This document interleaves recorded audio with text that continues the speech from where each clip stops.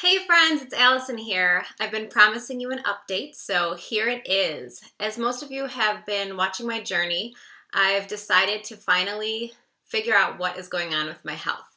I started training for a fitness competition in January, and I stuck to my diet. I worked out for like an hour and a half a day, and I still wasn't getting results, and I couldn't figure out what was going on. So I was toning up a little bit, but there just seemed to be something wrong. Sometimes when I was eating, I was feeling a little nauseous, or I'd feel tired, or I just sometimes when I eat certain foods, I would just feel completely exhausted, like I had to go to sleep. And I couldn't figure it out. So first I tested my thyroid. A lot of people recommended that, and I do have that in my family history. So I got that done. But then I was really curious about food sensitivities. So I know a lot of people now are, gluten-free and doing all these different things. And, I do know that people with celiacs need to stay with gluten and all that stuff. But in general, I didn't want to just change my diet around based on what I thought could be going on. So I wanted to get the facts, wanted to get the science. And the gym that I go to, Lifetime Fitness, does offer a food sensitivity test.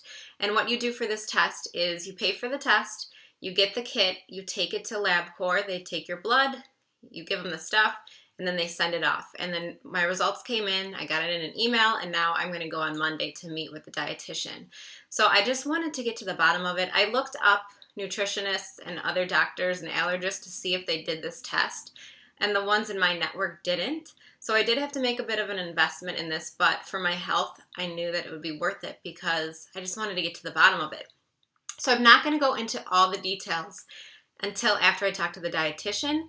I don't want to just start saying, oh, I can't have this, this, and this, but I did have a lot of things that were abnormal and in the abnormal range, which means that my body is sensitive to it, and that can cause inflammation, feeling bloated, tired, nauseous, all that stuff. So I do know for sure, though, I cannot have dairy, which I don't know why I never knew this. I mean, I used to love cottage cheese or even Greek yogurt, but my fiance said he noticed after I do eat stuff with dairy that I complain, but I didn't really notice it. So this Chicago pizza lover is kind of done with that now. And then another thing that was crazy is I was training for my competition and really sticking to my plan. And one of the things I was eating 2 to 3 times a day is asparagus. And guess who is sensitive to asparagus? Me. So I'm going to find out the full scoop on Monday of what I can have, what I can't have, what things I might be able to bring back in. But it's pretty crazy, and if you do feel like you're sensitive to foods, I do recommend getting tested. But another thing you could do is just keep a journal. Write down what time you're eating and how you feel afterwards. Because I did have symptoms of things, but I just was ignoring it and thinking, oh, I just ate too much at one time, or oh, it's because I was just always making up excuses.